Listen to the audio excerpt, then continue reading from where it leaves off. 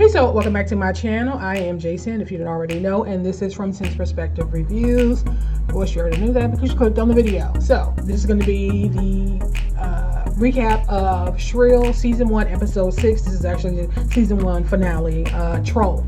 So, okay, so it's the morning after Annie and Ryan's make fuck session, and he looked up her article and he woke her up to tell her how proud he was of her, and then he sees an article posted by Gabe. So Gabe posted a rebuttal article, and I didn't see the title of it, but it may have been the first. I think the title of it was called Hello, and that's the thing, because we can't actually see these articles, but I know she said that probably the first line, why should my wallet get smaller because your asses get bigger? And so of course she got upset and like, oh my god, I can't believe he's such a jerk, he's such a jackass. And Ryan was like, do you want me to take care of this guy? And she's like, no, he's my boss. And Ryan was like, he's stupid. She's like, no, he's really smart, that's why I'm so upset about this, and and as you can see, she's wearing that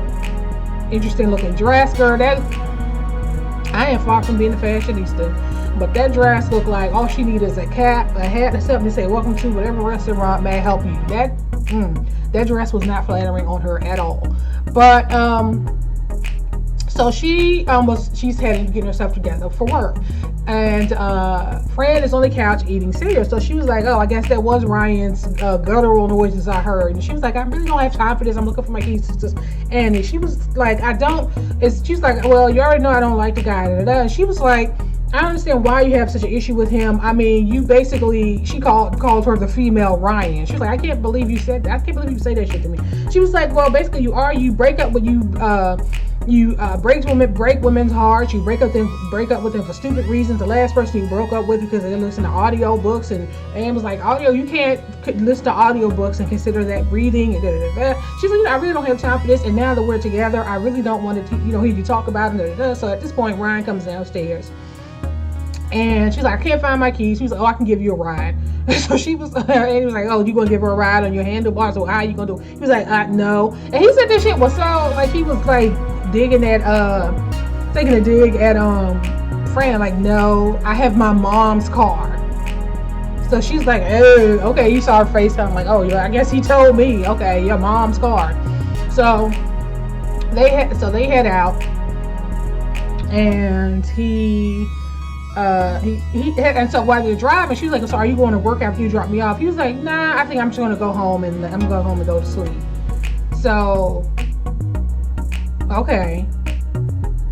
So this motherfucker just go to work whenever he feel like. He got his mom's car. His mom is still cooking his meals and doing his laundry for him. Oh, girl. Annie, girl. Okay, so,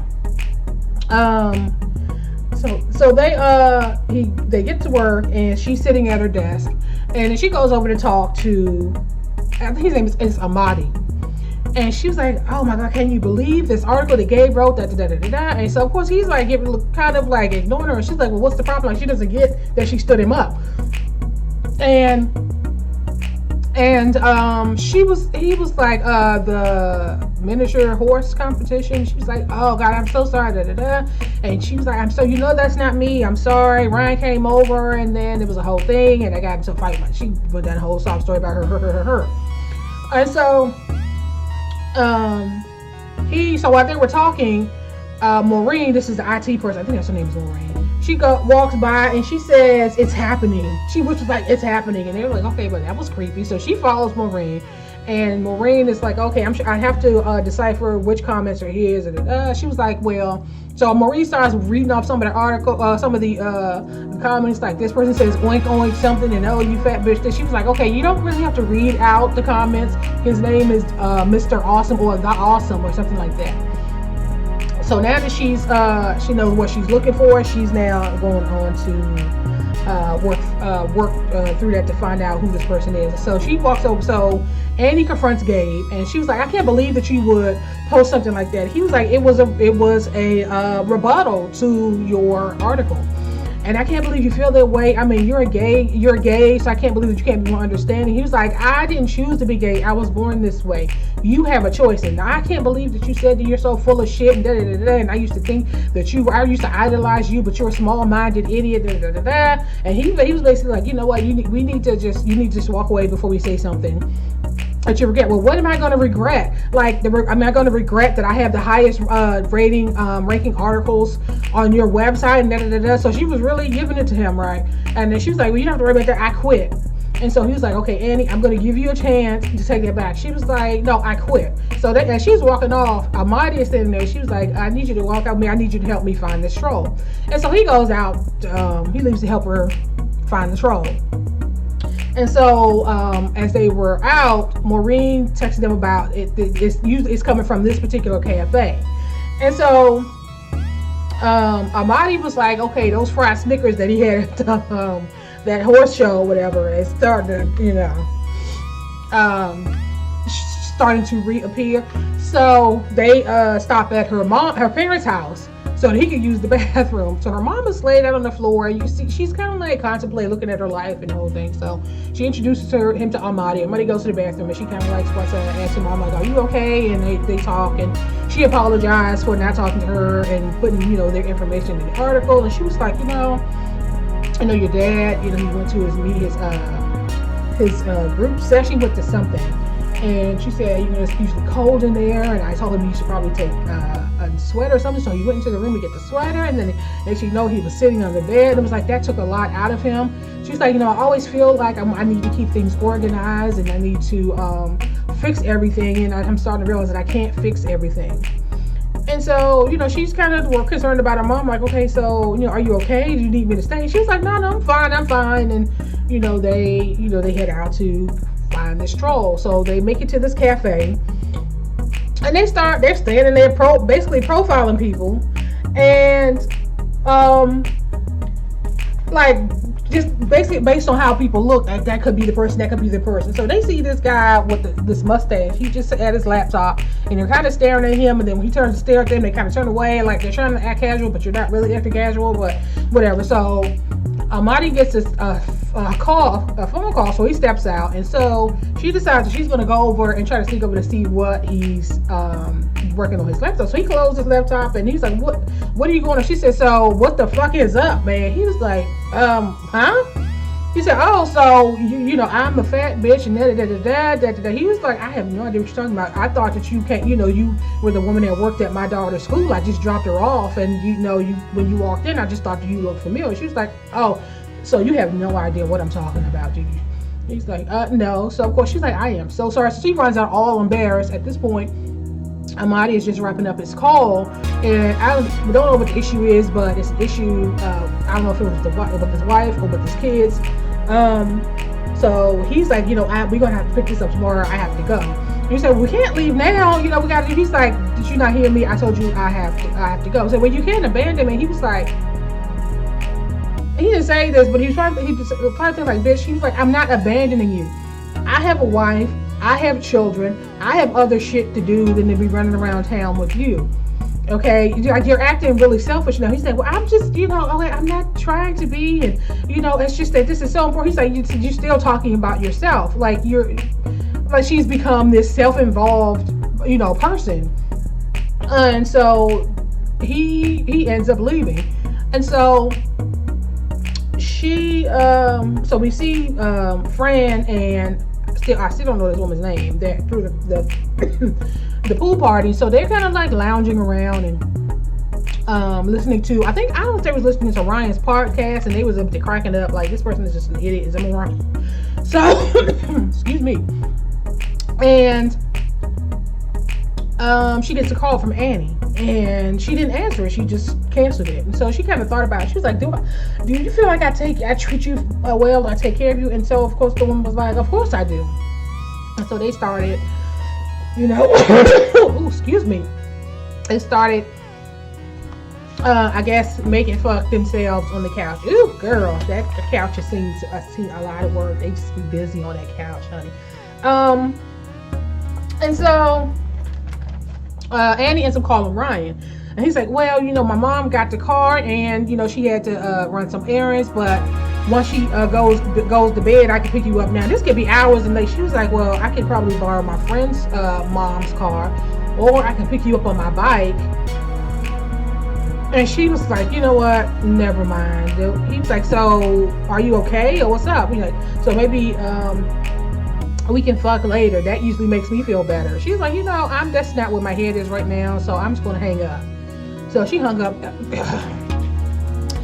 Okay, so Annie eventually gets a text from Maureen with an address of the troll. So she takes it upon herself to go to this person's house alone. So she knocks on the door.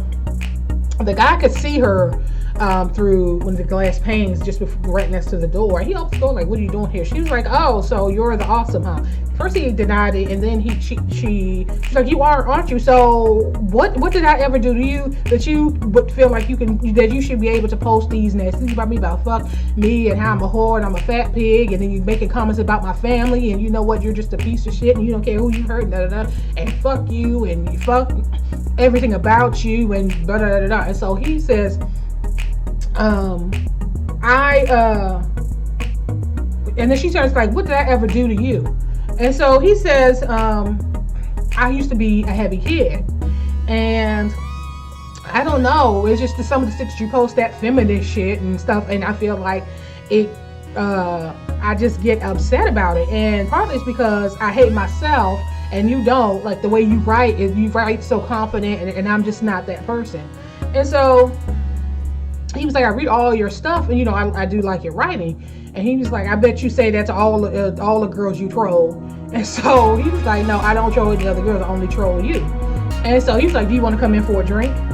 And she was like, oh my God, that's so disgusting. How could you even think that? What are you thinking about? You're crazy. And he's like, fuck you, you fat pig. And then she's like, no, fuck you. And then, so now they're going back and forth, until he slams the door and he walks away. So she's walking down the driveway and decides that she's going to pick up I don't know what it was, like a vase, not a vase, a plant that he had, like, and she basically threw it through his car window, and he runs out of the house, and she took off in them wedges. I don't know what she was wearing, but she took off in them damn heels.